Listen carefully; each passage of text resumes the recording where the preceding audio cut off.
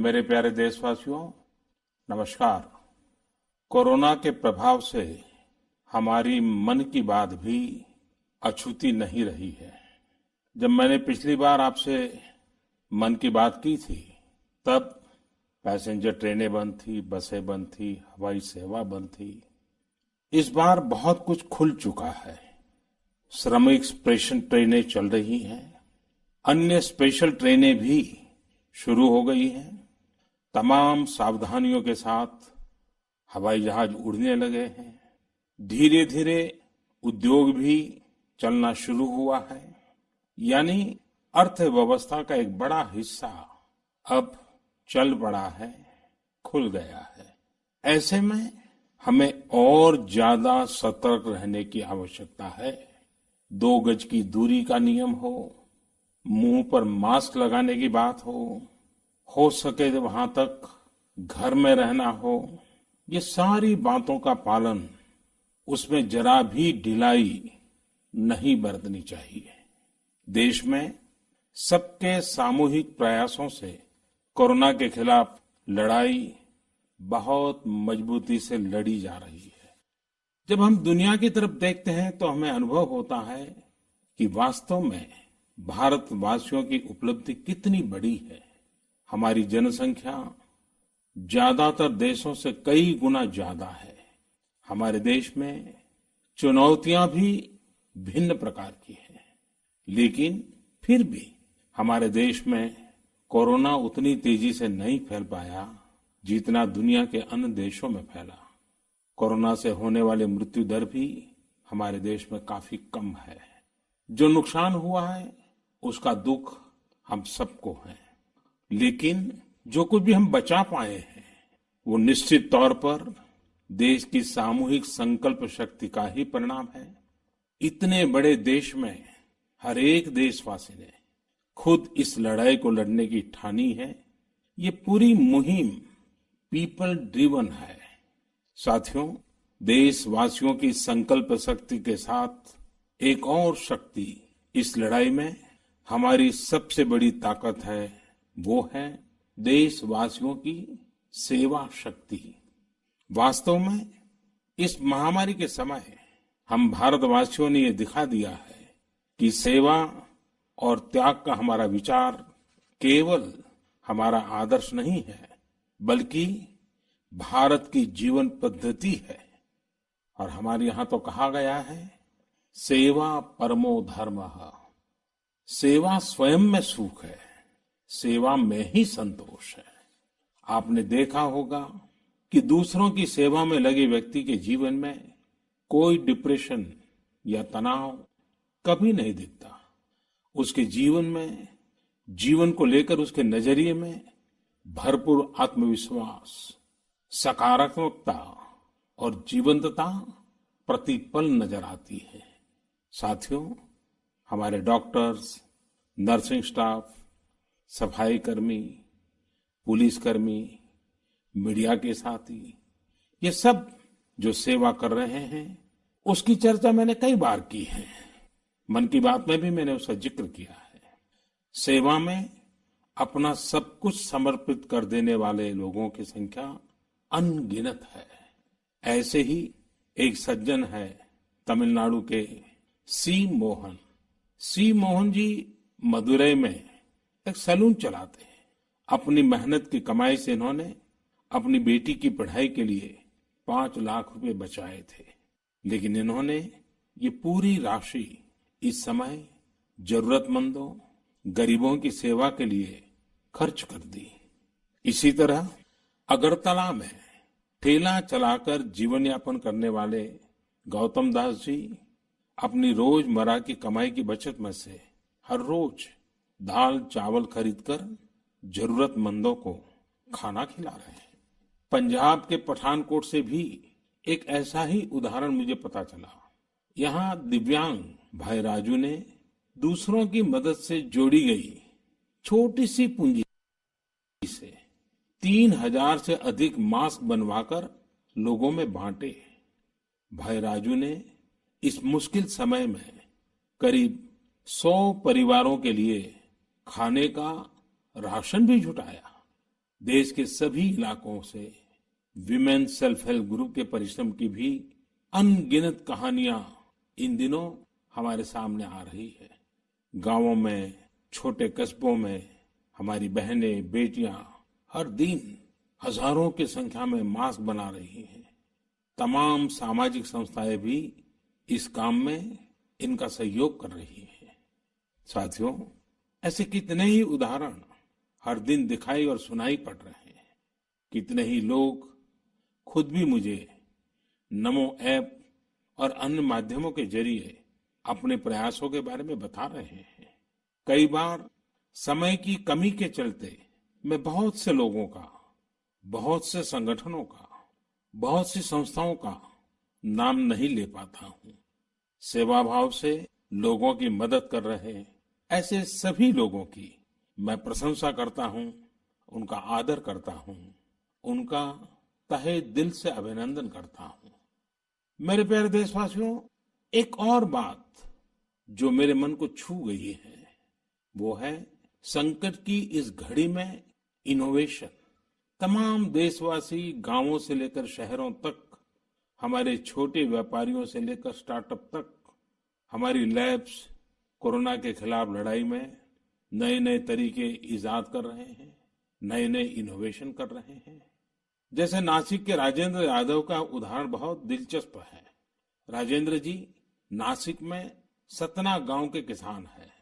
अपने गांव को कोरोना संक्रमण से बचाने के लिए उन्होंने अपने ट्रैक्टर से जोड़कर एक सैनिटाइजेशन मशीन बना ली है और ये इनोवेटिव मशीन बहुत प्रभावी तरीके से काम कर रही है। इसी तरह मैं सोशल मीडिया में कई तस्वीरें देख रहा था। कई दुकानदारों ने 2 गज की दूरी के लिए दुकान में बड़े पाइपलाइन लगा लिए हैं, जिसमें एक छोर से वो ऊपर से सामान डालते हैं और दूसरी छोर से ग्राहक अपना सामान ले लेते हैं। इस दौरान पढ़ाई के क्षेत्र में भी कई अलग अलग इनोवेशन शिक्षकों और छात्रों ने मिलकर किए हैं। ऑनलाइन क्लासेस, वीडियो क्लासेस, उसको भी अलग अलग तरीकों से इनोवेट किया जा रहा है। कोरोना की वैक्सीन पर हमारी लैब्स में जो काम हो रहा है उस पर तो दुनिया भर की नजर है और हम सबकी आशा भी। किसी भी परिस्थिति को बदलने के लिए इच्छा शक्ति के साथ ही बहुत कुछ इनोवेशन पर भी निर्भर करता है। हजारों सालों की मानव जात की यात्रा लगातार इनोवेशन से ही इतने आधुनिक दौर में पहुंची है। इसलिए इस महामारी पर जीत के लिए हमारी ये विशेष इनोवेशंस भी बहुत बड़ा आधार है। साथियों, कोरोना के खिलाफ लड़ाई का यह रास्ता लंबा है। एक ऐसी आपदा जिसका पूरी दुनिया के पास कोई इलाज ही नहीं है, जिसका कोई पहले का अनुभव भी नहीं है, तो ऐसे में नई नई चुनौतियां और उसके कारण परेशानियां हम अनुभव भी कर रहे हैं। ये दुनिया के हर कोरोना प्रभावित देश में हो रहा है और इसलिए भारत भी इससे अछूता नहीं है। हमारे देश में भी कोई वर्ग ऐसा नहीं है जो कठिनाई में ना हो, परेशानी में ना हो। और इस संकट की सबसे बड़ी चोट अगर किसी पर पड़ी है तो हमारे गरीब, मजदूर, श्रमिक वर्ग पर पड़ी है। उनकी तकलीफ, उनका दर्द, उनकी पीड़ा शब्दों में नहीं कही जा सकती। हम में से कौन ऐसा होगा जो उनकी और उनके परिवार की तकलीफों को अनुभव न कर रहा हो। हम सब मिलकर इस तकलीफ को, इस पीड़ा को बांटने का प्रयास कर रहे हैं। पूरा देश प्रयास कर रहा है। हमारे रेलवे के साथी दिन रात लगे हुए हैं। केंद्र हो, राज्य हो, स्थानीय स्वराज की संस्थाएं हो, हर कोई दिन रात मेहनत कर रहे हैं। जिस प्रकार रेलवे के कर्मचारी आज जुटे हुए हैं, वे भी एक प्रकार से अग्रिम पंक्ति में खड़े कोरोना वॉरियर्स ही है। लाखों श्रमिकों को ट्रेनों से और बसों से सुरक्षित ले जाना, उनके खाने पीने की चिंता करना, हर जिले में क्वारंटाइन केंद्रों की व्यवस्था करना, सभी की टेस्टिंग, चेकअप, उपचार की व्यवस्था करना, ये सब काम लगातार चल रहे हैं और बहुत बड़ी मात्रा में चल रहे हैं। लेकिन साथियों, जो दृश्य आज हम देख रहे हैं, इससे देश को अतीत में जो कुछ हुआ, उसके अवलोकन और भविष्य के लिए सीखने का अवसर भी मिला है। आज हमारे श्रमिकों की पीड़ा में हम देश के पूर्वी हिस्से की पीड़ा को देख सकते हैं।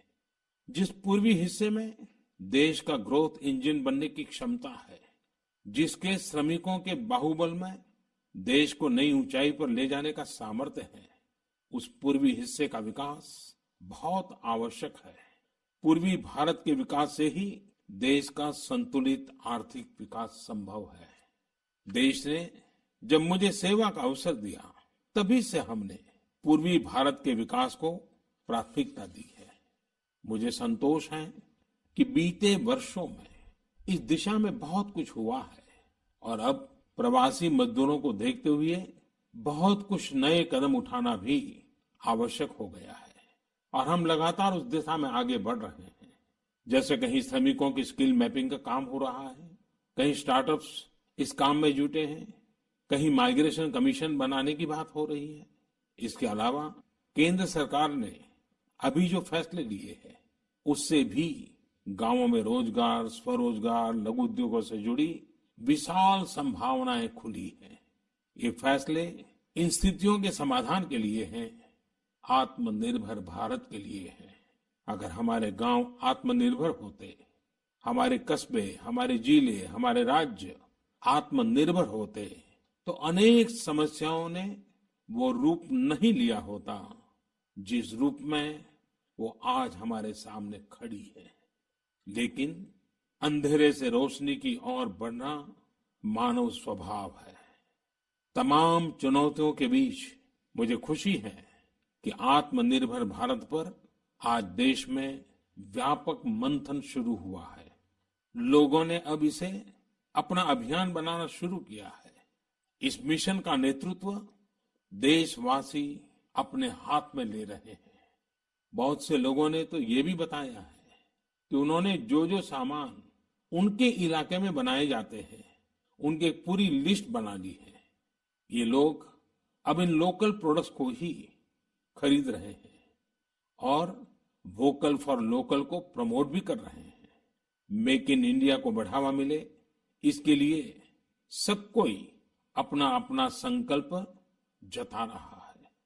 बिहार के हमारे एक साथी श्रीमान हिमांशु ने मुझे नमो ऐप पर लिखा है कि वो एक ऐसा दिन देखना चाहते हैं जब भारत विदेश से आने वाले आयात को कम से कम कर दे, चाहे पेट्रोल, डीजल, ईंधन का आयात हो, इलेक्ट्रॉनिक आइटम्स का आयात हो, यूरिया का आयात हो या फिर खाद्य तेल का आयात हो। मैं उनकी भावनाओं को समझता हूं। हमारे देश में कितनी ही ऐसी चीजें बाहर से आती हैं जिन पर हमारे ईमानदार टैक्स पेयर्स का पैसा खर्च होता है, जिनका विकल्प हम आसानी से भारत में तैयार कर सकते हैं। असम के सुदीप ने मुझे लिखा है कि वो महिलाओं के बनाए हुए लोकल बैम्बू प्रोडक्ट्स का व्यापार करते हैं और उन्होंने तय किया है कि आने वाले 2 वर्ष में वे अपने बैम्बू प्रोडक्ट को एक ग्लोबल ब्रांड बनाएंगे। मुझे पूरा भरोसा है आत्मनिर्भर भारत अभियान इस दशक में देश को नई ऊंचाई पर ले जाएगा। मेरे प्यारे देशवासियों, कोरोना संकट के इस दौर में मेरी विश्व के अनेक नेताओं से बातचीत हुई है, लेकिन मैं एक सीक्रेट जरूर आज बताना चाहूंगा। विश्व के अनेक नेताओं की जब बातचीत होती है तो मैंने देखा इन दिनों उनकी बहुत ज्यादा दिलचस्पी योग और आयुर्वेद के संबंध में होती है। कुछ नेताओं ने मुझसे पूछा कि कोरोना के इस काल में ये योग और आयुर्वेद कैसे मदद कर सकते हैं। साथियों, अंतर्राष्ट्रीय योग दिवस जल्द ही आने वाला है। योग जैसे जैसे लोगों के जीवन से जुड़ रहा है, लोगों में अपने स्वास्थ्य को लेकर जागरूकता भी लगातार बढ़ रही है। अभी कोरोना संकट के दौरान भी ये देखा जा रहा है कि हॉलीवुड से हरिद्वार तक घर में रहते हुए लोग योग पर बहुत गंभीरता से ध्यान दे रहे हैं। हर जगह लोगों ने योग और उसके साथ साथ आयुर्वेद के बारे में और ज्यादा जानना चाहा है। उसे अपनाना चाहा है।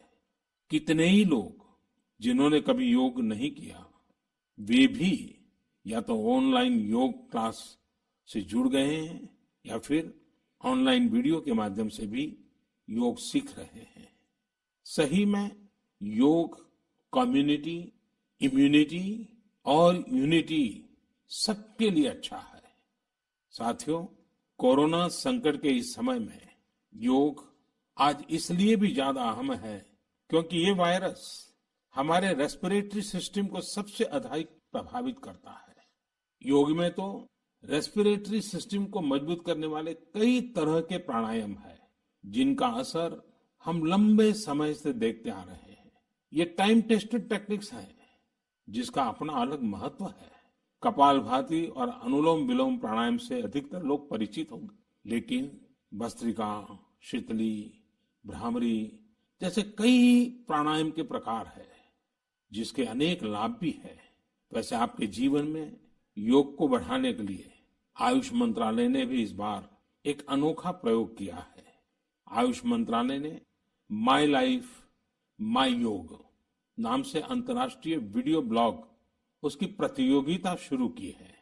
भारत ही नहीं, पूरी दुनिया के लोग इस प्रतियोगिता में हिस्सा ले सकते हैं। इसमें हिस्सा लेने के लिए आपको अपना 3 मिनट का एक वीडियो बना करके अपलोड करना होगा। इस वीडियो में आप जो योग या आसन करते हुए वो करते हुए दिखाना है और योग से आपके जीवन में जो बदलाव आया है उसके बारे में भी बताना है। मेरा आपसे अनुरोध है, आप सभी इस प्रतियोगिता में अवश्य भाग लें और इस नए तरीके से अंतर्राष्ट्रीय योग दिवस में आप हिस्सेदार बनिए। साथियों, हमारे देश में करोड़ों करोड़ गरीब दशकों से एक बहुत बड़ी चिंता में रहते आए हैं। अगर बीमार पड़ गए तो क्या होगा? अपना इलाज कराएं या फिर परिवार के लिए रोटी की चिंता करें? इस तकलीफ को समझते हुए इस चिंता को दूर करने के लिए ही करीब 1.5 साल पहले आयुष्मान भारत योजना शुरू की गई थी।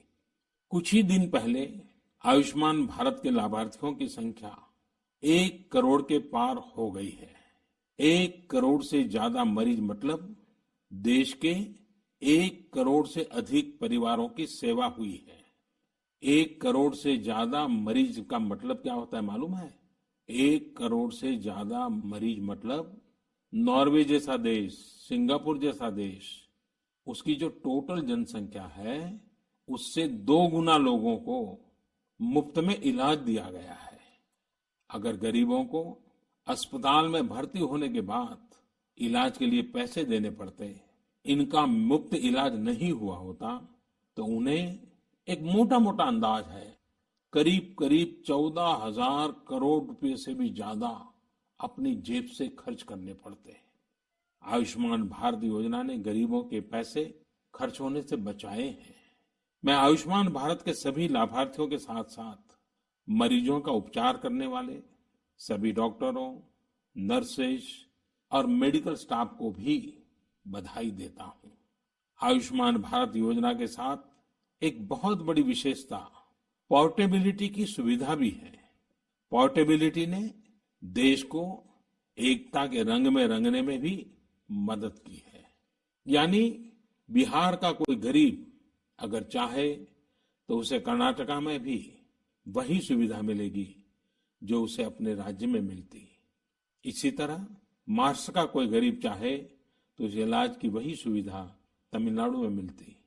इस योजना के कारण किसी क्षेत्र में जहां स्वास्थ्य की व्यवस्था कमजोर है, वहां के गरीब को देश के किसी भी कोने में उत्तम इलाज कराने की सहूलियत मिलती है।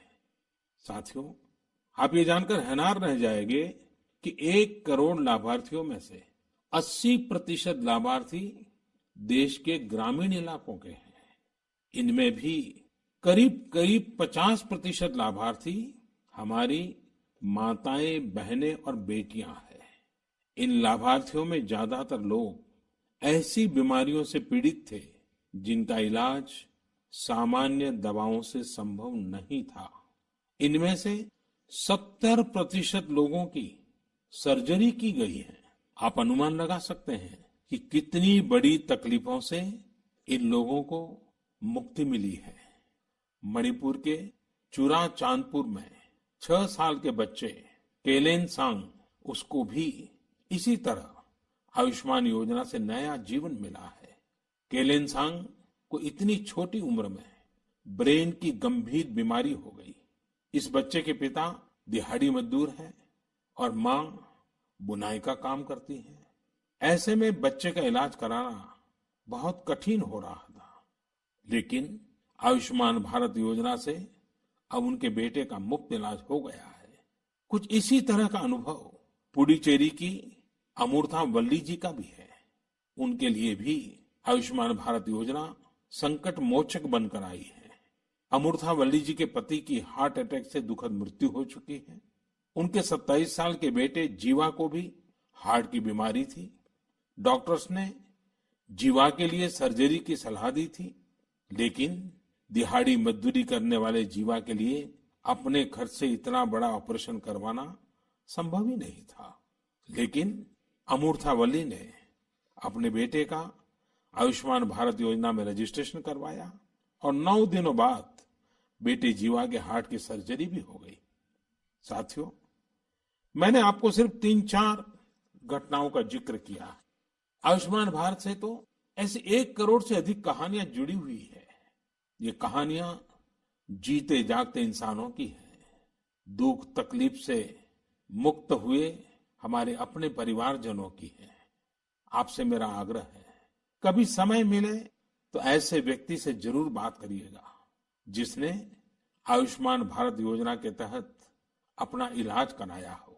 आप देखेंगे कि जब एक गरीब बीमारी से बाहर आता है तो उसमें गरीबी से लड़ने की भी ताकत नजर आने लगी है।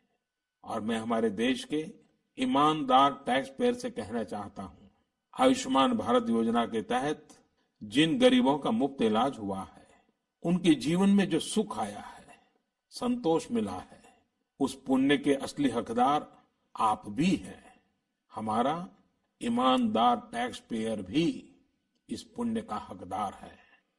मेरे प्यारे देशवासियों, एक तरफ हम महामारी से लड़ रहे हैं तो दूसरी तरफ हमें हाल में पूर्वी भारत के कुछ हिस्सों में प्राकृतिक आपदा का भी सामना करना पड़ा है। पिछले कुछ हफ्तों के दौरान हमने पश्चिम बंगाल और उड़ीसा में सुपर साइक्लोन अम्फान का कहर देखा।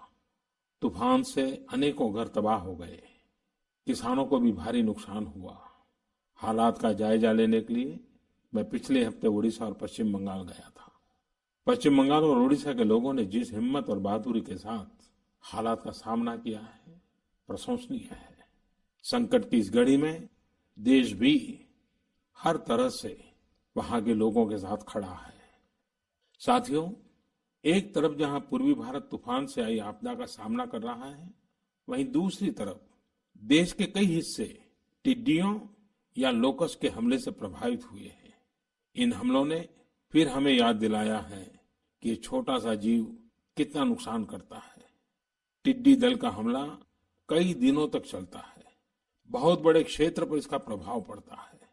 भारत सरकार हो, राज्य सरकार हो, कृषि विभाग हो, प्रशासन भी इस संकट के नुकसान से बचने के लिए, किसानों की मदद करने के लिए आधुनिक संसाधनों का भी उपयोग कर रहा है।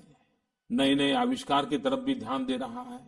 और मुझे विश्वास है कि हम सब मिलकर के हमारे कृषि क्षेत्र पर ये जो संकट आया है, उससे भी लोहा लेंगे, बहुत कुछ बचा लेंगे।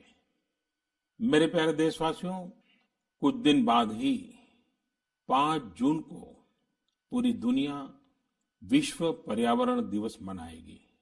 विश्व पर्यावरण दिवस पर इस साल की थीम है बायोडायवर्सिटी, यानी जैव विविधता।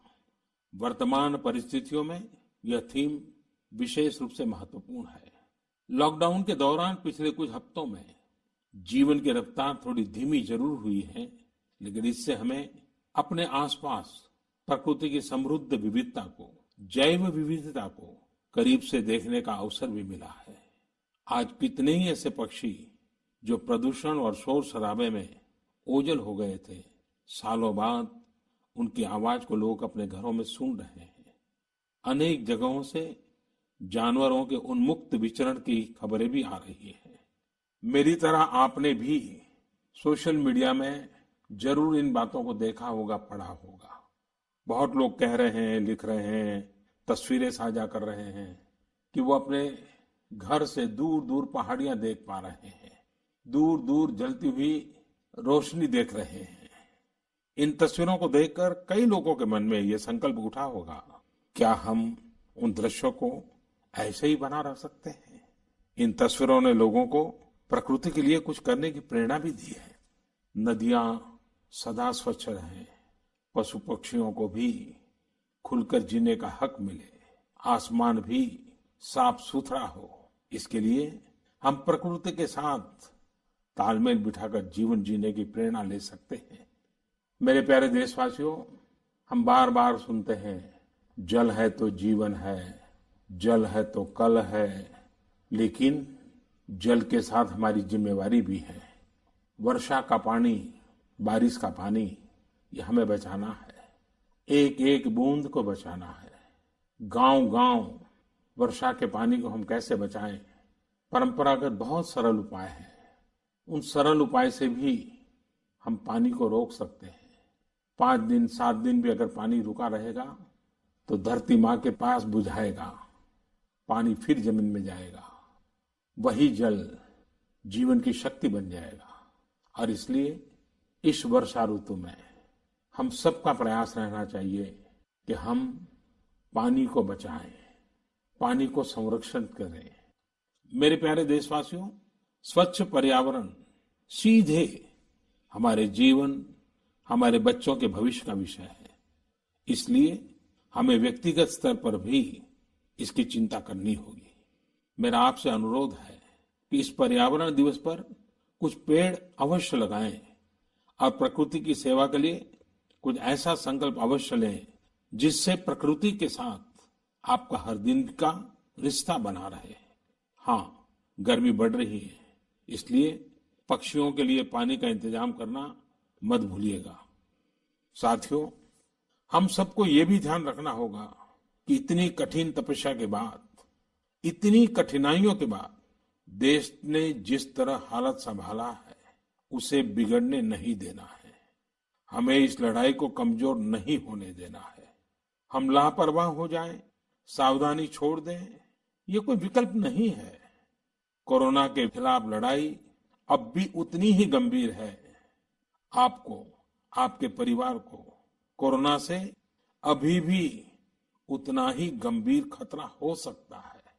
हमें हर इंसान की जिंदगी को बचाना है। इसलिए 2 गज की दूरी, चेहरे पर मास्क, हाथों को धोना, इन सब सावधानियों का वैसे ही पालन करते रहना है जैसे अभी तक करते आए हैं। मुझे पूरा विश्वास है कि आप अपने लिए, अपनों के लिए, अपने देश के लिए ये सावधानी जरूर रखेंगे। इसी विश्वास के साथ आपके उत्तम स्वास्थ्य के लिए मेरी हार्दिक शुभकामनाएं हैं। अगले महीने फिर एक बार मन की बात अनेक नए विषयों के साथ जरूर करेंगे। धन्यवाद।